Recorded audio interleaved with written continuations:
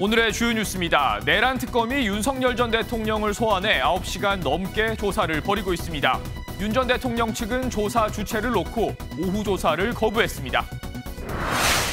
대통령실이 내일 수석비서관과 일부 장관직에 대한 인선을 발표할 예정인 가운데 공석인 민정수석엔 공욱 전 대검 차장검사가 유력하게 검토되고 있습니다.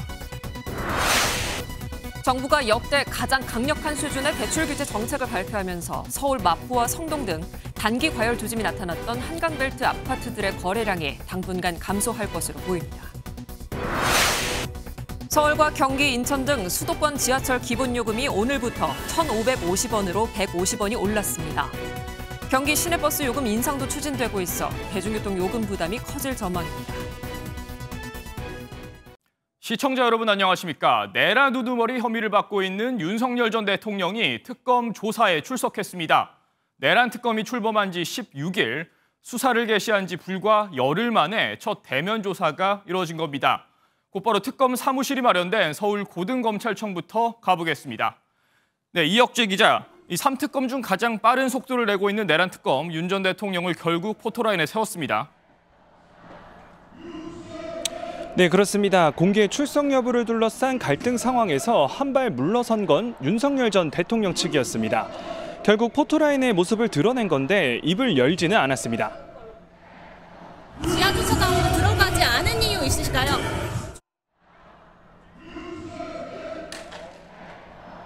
내란 특검은 경찰의 소환 통보에 3번이나 불응한 윤 전 대통령에 대해 체포영장을 청구했었죠.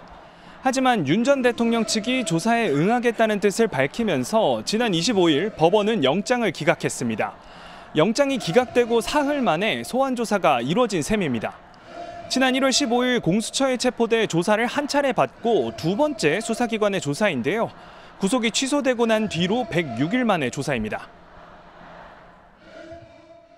네, 이 기자, 오후 들어 조사 중단 소식이 전해지기도 했는데 지금까지 어떤 혐의에 대한 조사가 이뤄졌고 현재 조사 상황은 어떻습니까? 네, 윤 전 대통령이 받는 혐의만 총 11개인데요. 내란 특검은 오늘 체포영장에 적시됐었던 체포 방해 혐의를 먼저 물었습니다. 윤 전 대통령은 공수처와 경찰이 1차 체포영장을 집행할 당시에 경호처를 통해 방해했다는 혐의를 받고 있습니다. 약 1시간의 오전 조사를 마친 윤 전 대통령 측이 점심 식사 후 조사자 교체를 요구하면서 돌연 조사에 협조하지 않았는데요. 특검은 체포 방해 혐의 조사를 윤 전 대통령 측이 계속 거부하자 이를 중단한 뒤 오후 4시쯤 조사자를 바꿔 국무회의 의결과 외환 혐의에 대한 조사를 재개했습니다. 윤 전 대통령 측은 거부했던 오전 조사 내용에 대해 서명을 하지 않았다고 특검 측은 밝혔습니다.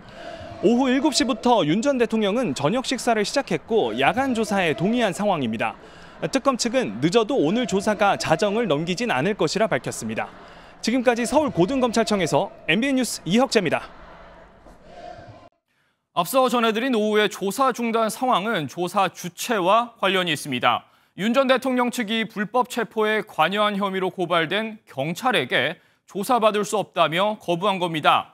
반면 특검 측은 이를 수사 방해로 규정하며 허위 사실을 유포하는 변호인이 있다면 수사에 착수하겠다고 경고했습니다. 이어서 김순철 기자입니다.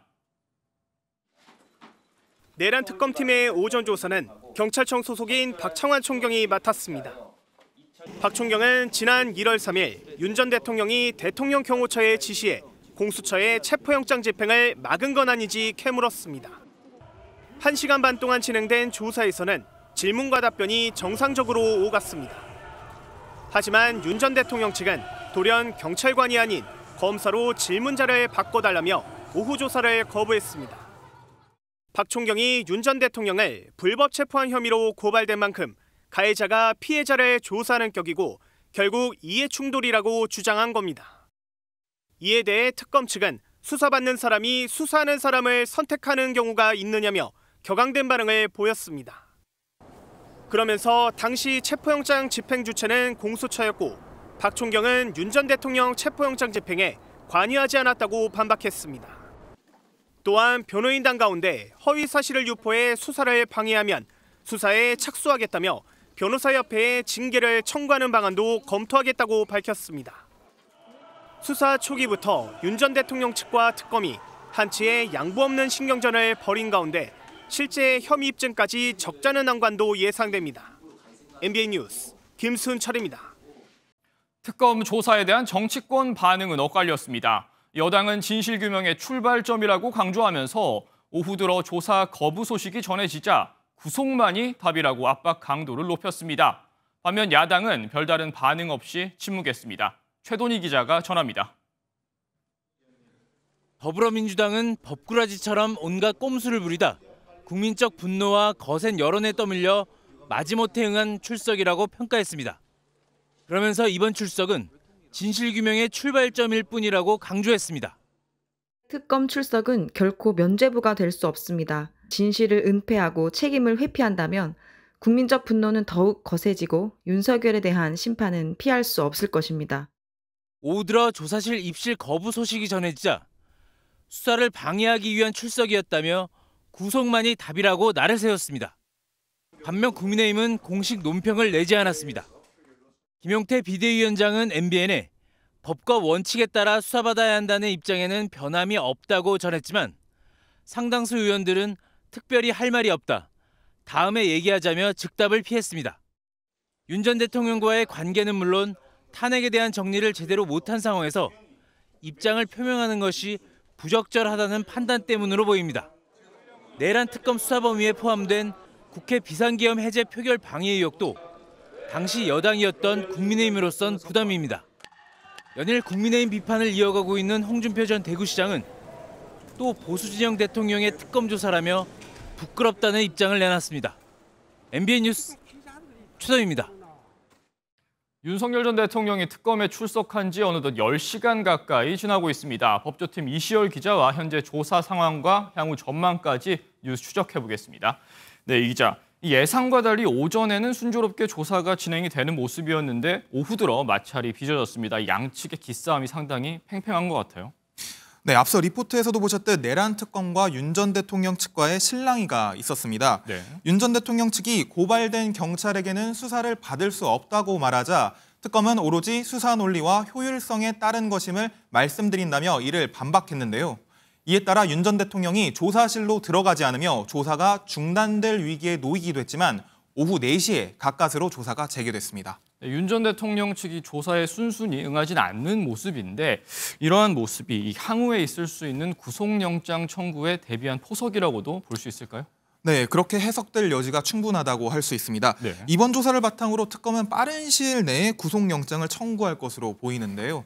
처음에는 윤 전 대통령 측이 신병을 구속할 필요성이 없다는 것을 보여주기 위해 협조적 태도로 나오는 게 아니냐는 분석이 나오기도 했습니다. 하지만 오늘 윤 전 대통령 측은 특검 입장에 대해 거의 실시간으로 반박 입장을 내놨습니다. 이를 고려해본다면 오히려 특검의 수사 절차에 문제가 있었다는 주장을 제기해 영장 기각을 이끌어내려는 전략으로도 보입니다. 향후 기소가 된다면 재판에 가서도 특검의 수사 절차를 문제 삼을 수도 있겠습니다. 네, 사실 내란 특검이 오늘 첫 조사를 했지만 사실 현판식도 하지 않았단 말이거든요. 사실 이 속도 상당히 이례적이라고 볼 수 있지 않습니까? 네, 맞습니다. 사실 통상적인 검찰 수사 패턴은 주변인부터 차근차근 수사에 들어간 뒤 핵심 인물을 부르는 경우가 일반적입니다. 네, 주변 조사 없이 처음부터 핵심 인물을 부르게 되면 다시 조사를 해야 하는 경우가 생기기 때문인데요. 따라서 수사가 무르익은 뒤 윤 전 대통령을 소환할 것이란 전망이 있었지만 특검팀은 이례적인 속도전에 나섰습니다. 법조계 안팎에서는 내란 특검이 그만큼 윤 전 대통령 신변 확보에 자신감을 갖고 있다는 분석도 나오고 있습니다. 사실 이 내란 특검은 3특검 중 하나일 뿐입니다. 여전히 김건희 특검과 최혜병 특검이 있는데 이들 두 특검도 윤 전 대통령에 대한 소환에 나설 수 있을까요? 당장 그렇다고 단정하기는 어렵습니다. 현재 윤 전 대통령에 대한 수사와 신병 확보가 내란 특검에 쏠린 상황인 만큼 다른 특검이 섣불리 윤 전 대통령에 대한 조사를 진행하기는 어려워 보입니다. 또 다른 두 특검은 아직 사무실도 제대로 갖춰지지 않아 다음 달은 돼야 본격적으로 수사를 시작할 것으로 보이는데요. 윤 전 대통령보다는 다른 사건 관계자들에 대한 수사가 먼저 이루어질 것으로 예상됩니다. 사실 전직 대통령의 이런 출석, 우리 처음 보는 장면은 아닌데 오늘 윤 전 대통령의 출석이 이전과 사뭇 다른 점도 있었죠. 네, 그렇습니다. 그동안 검찰 소환 조사를 받았던 전직 대통령들은 전두환 전 대통령을 제외하고는 간단한 소회를 밝혔는데요. 한번 같이 들어보시죠.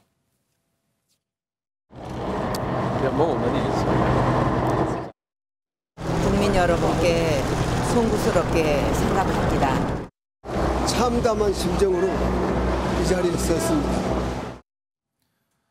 네, 윤 전 대통령이 차에서 내려 건물로 들어가기까지 걸린 시간은 10초 정도였습니다. 취재진의 질문에는 일절 답하지 않은 채 카메라 플래시에도 아랑곳하지 않는 듯 포토라인을 그대로 지나쳤습니다. 네, 여기까지 듣겠습니다. 지금까지 법조팀 이시열 기자였습니다. 네, 이번 조사실은 서울 고등검찰청 6층에 마련됐습니다. 전직 대통령이지만 일반 피의자들과 별다른 차이 없는 구조의 장소에서 신문이 이루어졌습니다. 영상 녹화는 다른 전직 대통령들의 조사 때와 마찬가지로 진행되지 않았습니다. 최희지 기자가 보도합니다. 윤석열 전 대통령은 오전 10시 14분부터 서울 고검 6층에서 조사를 받았습니다. 지난 1월 체포돼 고위공직자 범죄수사처에서 조사를 받은 이후 5개월 만에 수사기관에 출석한 겁니다.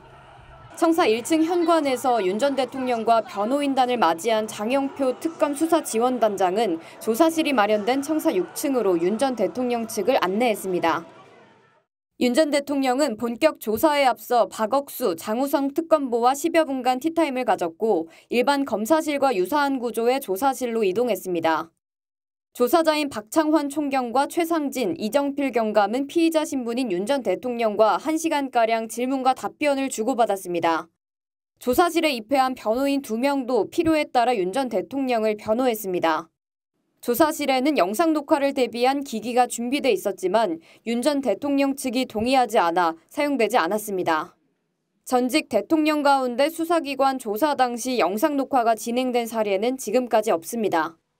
MBN 뉴스 최희지입니다. 또 다른 특검이죠. 김건희 특검은 김 여사에 대한 수사 준비를 속속 마무리하고 있습니다. 서울중앙지검으로부터 명태균 의혹 사건을 넘겨받았는데 상당 부분 수사가 진행된 상태여서 김 여사를 소환하기까진 오랜 시일이 걸리지 않을 전망입니다. 이권열 기자입니다. 민중기 특별검사가 이끄는 김건희 특검팀은 김건희 여사와 관련된 16개 의혹을 수사할 예정입니다. 정치 브로커 명태균 씨 공천 개입 의혹과 도이치모터스 주가 조작 연루 의혹, 서울 양평고속도로 노선 변경 개입 의혹 등이 수사 대상입니다. 이 가운데 서울중앙지검이 수사하던 명태균 의혹 사건을 김건희 특검팀이 정식으로 넘겨받았습니다. 서울중앙지검은 명태균 의혹 사건을 올해 2월 창원지검에서 넘겨받아 수사해왔습니다.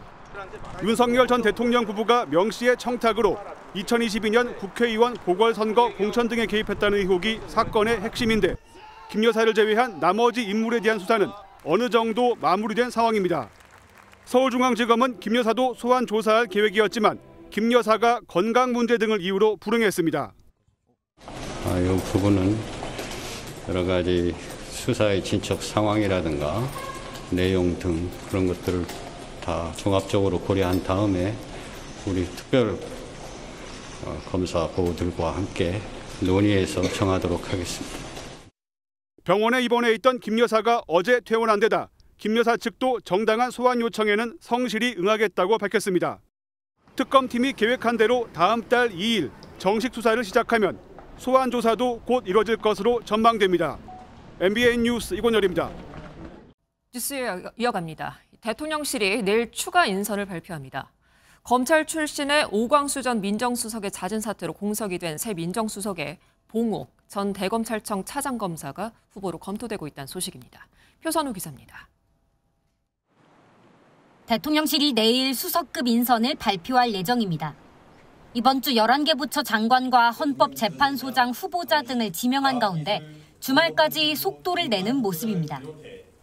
현재 민정수석과 경청통합수석, 기재부와 법무부 등 8개 부처 장관 자리가 공석인 가운데 민정수석으로 봉욱 전 대검찰청 차장검사가 거명됩니다. 사법연수원 19기로 이 대통령 한기수 후배인 봉 전 차장은 대검 첨단범죄 수사과장, 기획과장 등을 지낸 대표적 기획통으로 분류됩니다. 2011년 한화그룹, 태광그룹 재벌 비자금 수사 등으로도 유명한 봉 전 차장은 김대중 정부에선 민정수석 비서관실에 파견 근무한 경험도 있습니다. 2019년 문재인 정부에선 차기 검찰총장 후보군 4명에 포함되기도 했는데 당시 내기수 후배인 윤석열 전 대통령이 검찰총장 후보자로 지명되고 사흘 뒤 사의를 표명했습니다. 검찰이 꼭 해야 할 직접 수사와 특별 수사 범위는 어떻게 정할 것인지, 수사와 재판의 현실을 가장 잘 알고 있는 우리 검찰과 경찰이 머리를 맞대 심사숙고하면.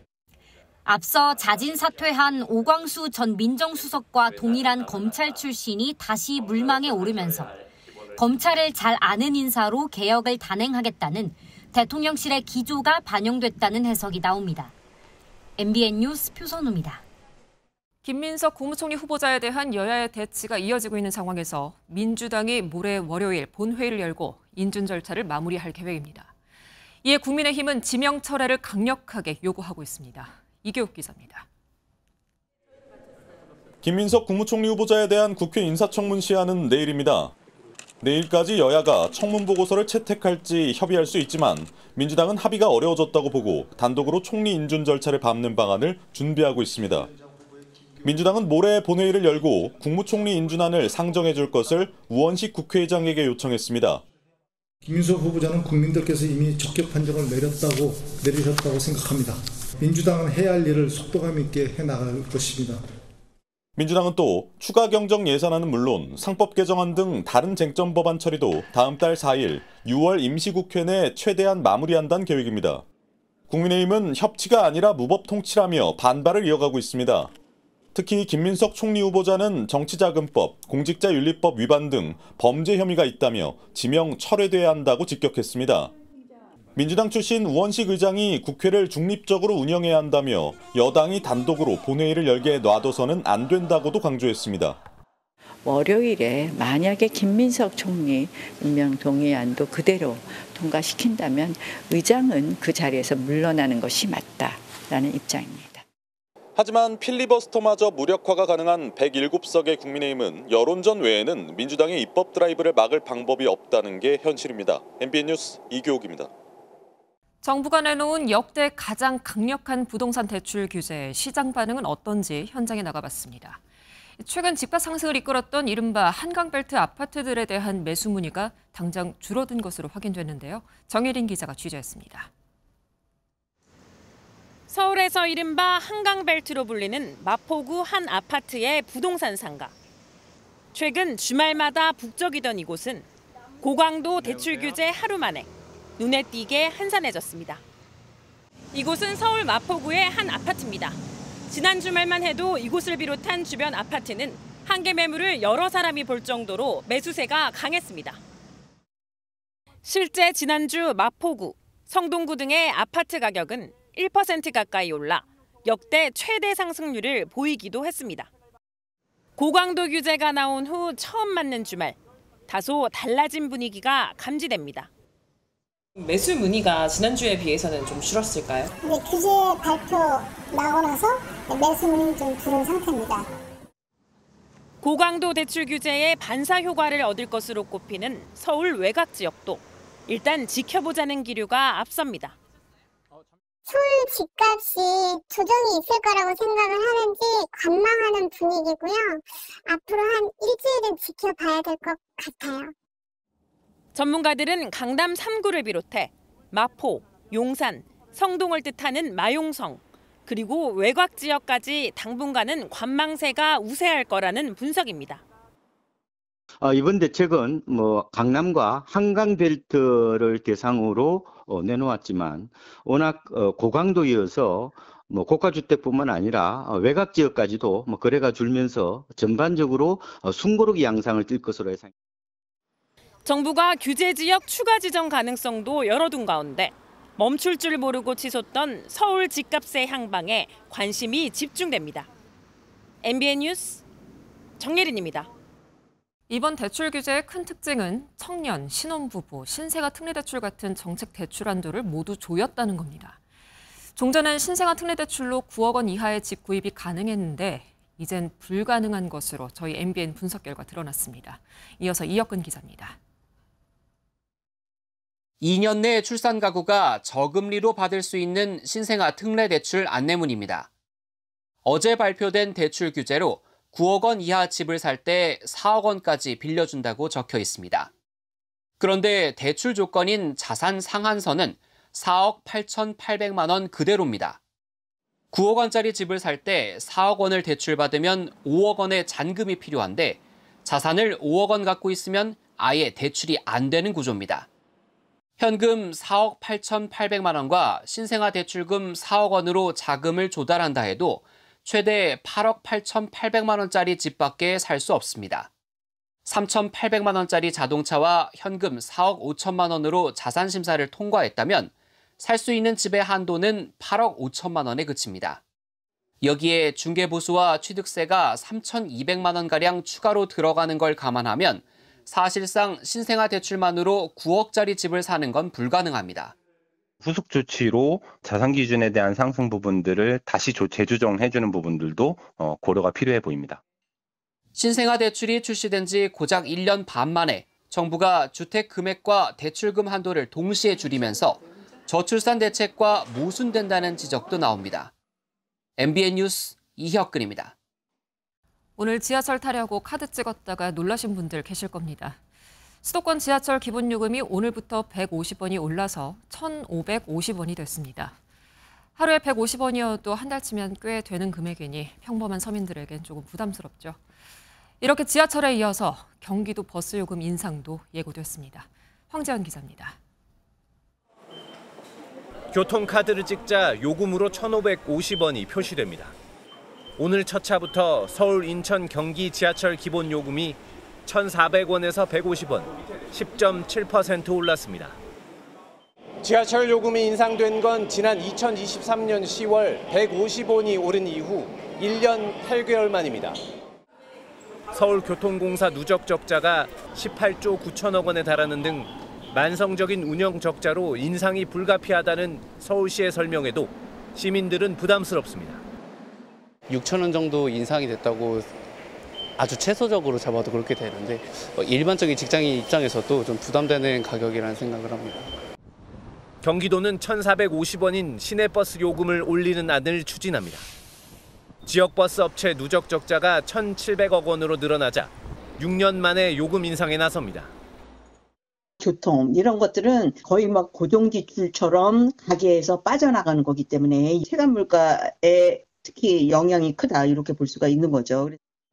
하반기에는 10년 이상 동결된 KTX 등 철도 요금과 고속도로 통행료도 인상해야 한다는 요구가 관계기관에서 나올 것이라는 전망이 나오고 있습니다.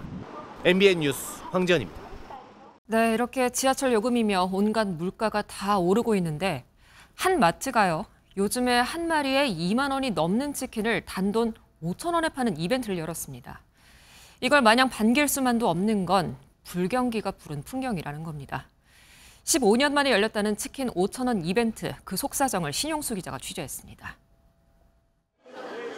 경기 구리시의 한 대형마트. 개장 시간인 아침 10시에도 카트가 줄지어 늘어서 있습니다. 한 마리 5천 원짜리 치킨을 사려고 기다리는 고객들입니다. 다 떨어져가지고 번호표 받았어요. 1시간 더 기다려야 해요. 이 마트가 5천 원 치킨을 선보인 건 2010년 이후 약 15년 만입니다. 요즘 치킨 한 마리 가격을 고려하면 4분의 1 수준입니다. 이날 준비된 치킨 200마리는 마트가 문을 연 지 30분 만에 품절됐습니다.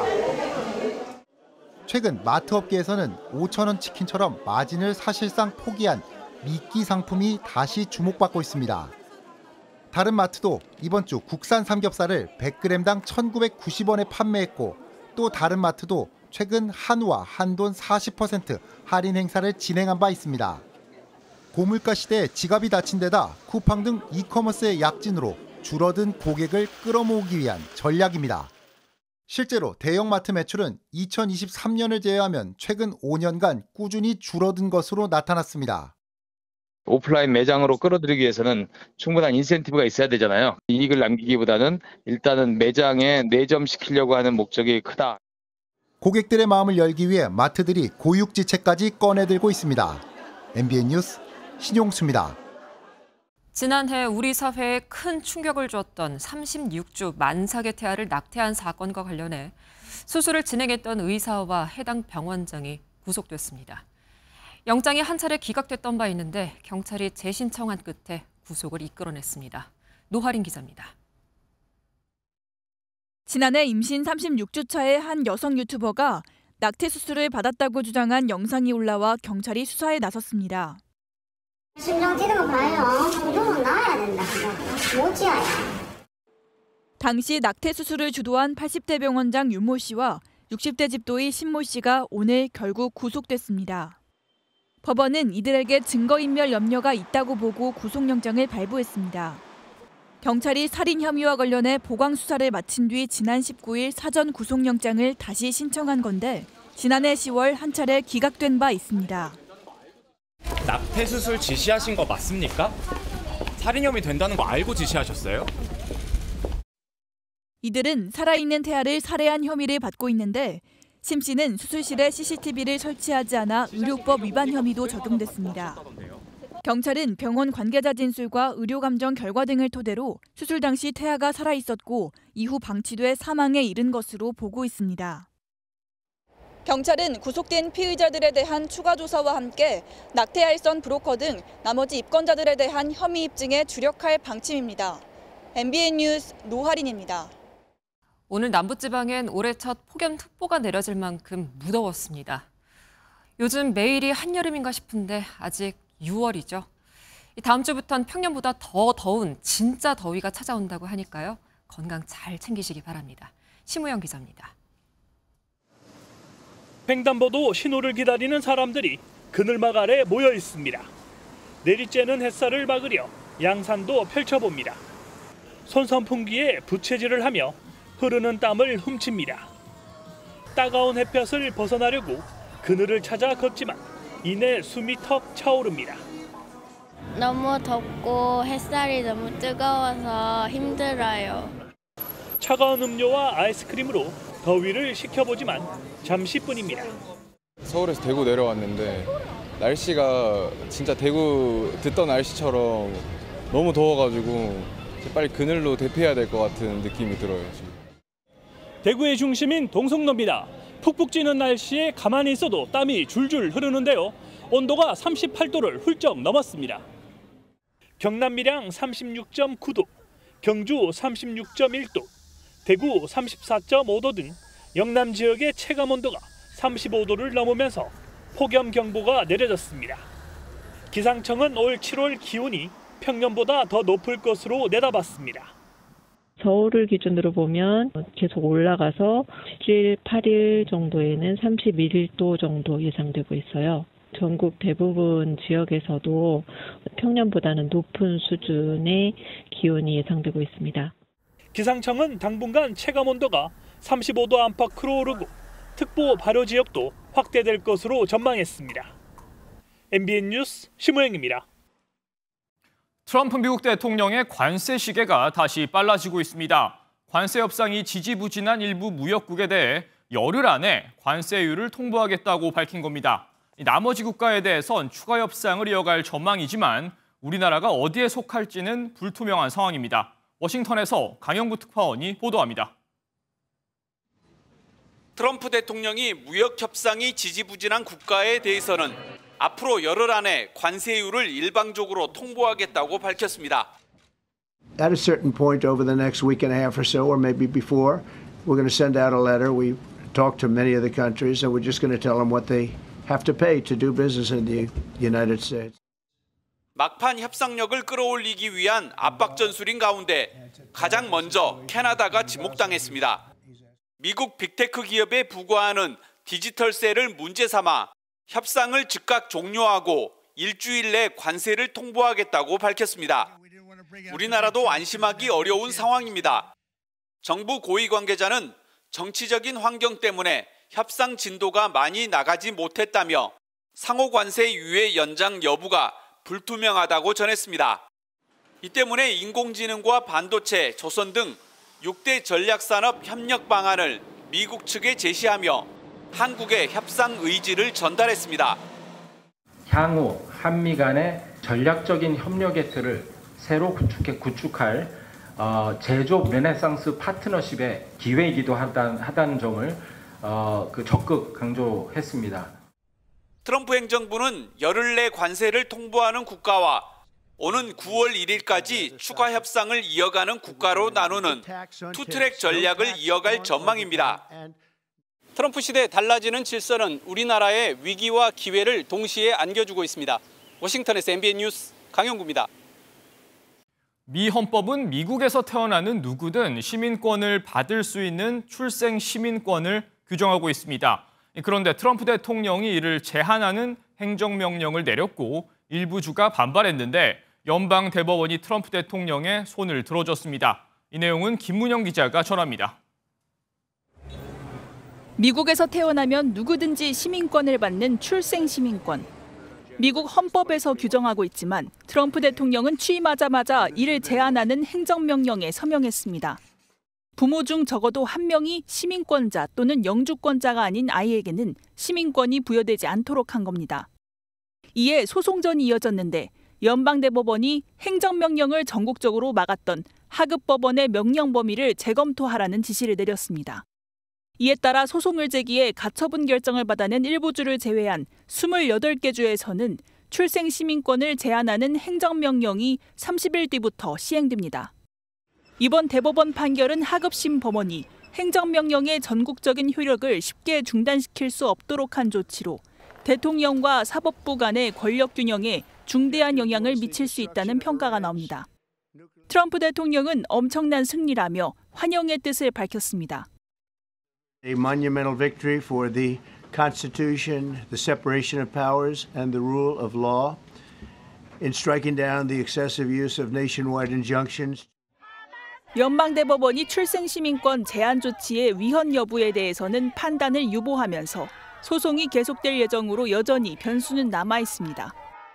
Nothing in the majority opinion suggests in any way that the president's executive order is legal. 당장 출생시민권이 한 달 뒤부터 일부 지역에서 제한된다는 소식에 미국에서 체류 중인 한인들은 인터넷 카페에 문의글을 올리며 당혹스러움을 감추지 못하고 있습니다. MBN 뉴스 김문영입니다. 이란 핵시설을 폭격하는 등 중동 핵 문제에 강경한 입장을 보이던 트럼프 대통령이 북한에게만큼은 대화의 손짓을 보내고 있습니다. 하지만 정작 김정은 국무위원장의 시선은 러시아로 향하고 있습니다. 최근 러시아 고위 당국자의 방북엔 이례적으로 자신의 집무실을 공개하기도 했는데 강재묵 기자가 내부 모습을 분석했습니다.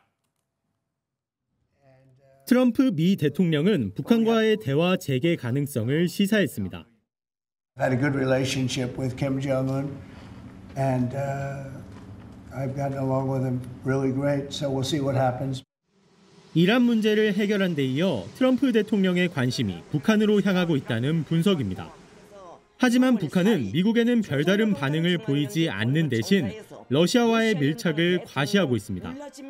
이번 달 러시아 고위 관계자가 북한을 방문했을 때 집무실에서 만난 장면을 공개했는데 김 위원장이 외빈을 집무실에서 접견하고 공개한 것은 이번이 두 번째입니다. 김정은 동지께서는 75일 만에 또다시 평양을 찾은 세르게이 쇼이구 동지를 반갑게 맞이하시고 김 위원장의 집무실은 지난 2018년 리모델링을 한 것으로 보이는데 예전보다 분위기가 한층 밝아졌습니다. 김정은 정권의 경우에는 이미지 정치에 특히 신경을 쓰고요. 밝고 좀 더 화려하고 김정은 위원장의 권위를 부각시킬 수 있는 이런 형태로 변화했다.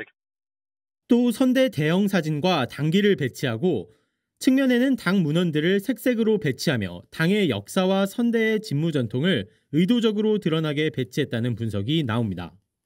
MBN 뉴스 강재묵입니다. 요즘 기업들이 신입 채용을 할 때 경력이 있는 중고 신입을 대거 뽑는 것으로 확인됐습니다. 갓 졸업한 순수 신입보다 즉시 투입이 가능한 경력자를 선호한다는 방증인데 이는 결국 청년들의 취업 문턱은 더 높아지고 또 평생 소득에도 영향을 주고 있다는 분석입니다. 강서영 기자입니다. 취업 박람회를 찾은 취업 준비생에게 무엇이 가장 걱정인지 물어봤습니다. 최근 추세가 약간 경력 있는 신입을 원하는 것 같아서 어떻게 조금 취업 생활을 더 준비를 어떻게 해야 될지 조금 막막한 것 같습니다. 실제로 취준생의 절반 이상은 경력 중심 채용을 취업 장벽으로 꼽고 있었습니다. 이미 중고 신입은 보편화된 현상입니다. 지난해 대졸 신규 입사자 10명 중 3명은 유경력자였고 아예 중고 신입 전형을 만든 기업들도 있습니다.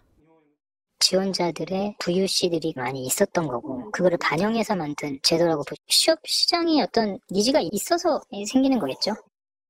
이런 현상은 청년들의 첫 취업 시기를 늦춰 평생 소득도 3억 9천만 원에서 5천만 원 감소시키는 것으로 나타났습니다. 소득이 늦게 들어오게 되면 그만큼 자산 형성도 늦어질 수밖에 없고 그거를 이제 현재 가치로 환산을 해봤을 때는 그 감소폭이 훨씬 더 클 수 있는 거죠. 평생 직장 개념이 약해지면서 신입을 장기 육성하기보단 경험이 있는 검증된 인력을 선택하면서 나타난 중고 신입 선호 현상. 이처럼 변화한 고용 시장에 대응해 청년들의 빠른 취업을 유도하거나 기업과 연계한 교육 지원책 등 다양한 대책이 거론되고 있지만 여전히 뚜렷한 해법은 없는 실정입니다.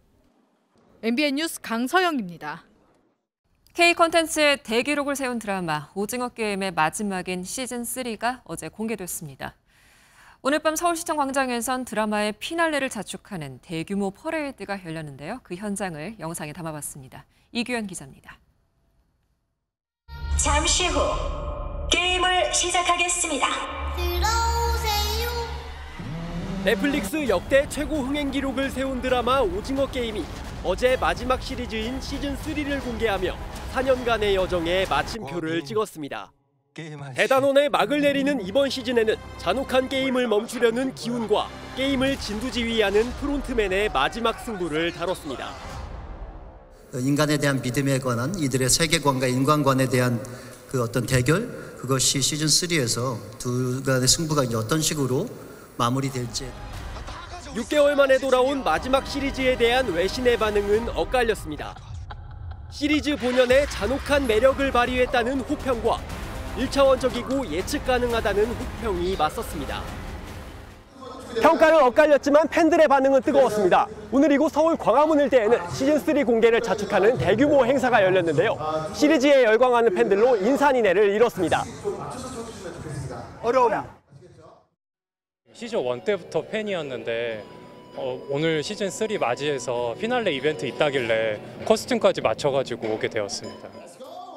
K드라마의 존재감을 각인시켰던 오징어 게임이 세계에서 가장 인기 있는 드라마의 위엄을 과시하며 유종의 미를 거둘 수 있을지 주목됩니다. MBN 뉴스 이규현입니다. 습도 높은 무더위가 이어지고 있습니다. 정체전선과 함께 덥고 습한 공기가 유입되면서 오늘 경남 밀양이 36.9도를 기록하는 등 사람 체온을 넘나드는 찜통더위가 기승을 부렸습니다. 휴일인 내일은 날이 더 더워지겠습니다. 충청 이남 지방으로는 폭염특보가, 특히 대구를 비롯한 영남 내륙은 폭염경보가 발효 중인 가운데 밀양과 경주의 한낮 기온이 36도, 전주는 35도까지 치솟겠고요. 대기 중에 습도가 더해지면서 체감 온도는 이보다 더 높겠습니다. 또 전국 곳곳에 산발적인 비가 내리는 곳이 있습니다. 남부지방은 오늘 밤까지, 중부지방은 내일 오전까지 비가 내리겠고요. 예상되는 비의 양은 적게는 5에서 많게는 60mm가 되겠습니다. 내일 전국 하늘에 구름이 많겠습니다. 밤사이 강릉과 청주가 25도, 대구도 25도에 머물면서 곳곳에서 열대야가 나타나겠고요. 낮에도 대부분 지역이 33도 안팎까지 오르면서 덥겠습니다. 다음 주 초까지 곳곳에 비나 소나기가 오는 곳이 많겠습니다. 날씨였습니다. 산림청이 선전한 100대 명품숲, 오늘 영상에 담은 곳은 충북 태안의 소나무 숲입니다. 네, 이 여름 솔잎향이 가득 담긴 영상 전해드리면서 뉴스센터는 여기서 마치겠습니다. 편안한 저녁 시간 보내시기 바랍니다. 고맙습니다.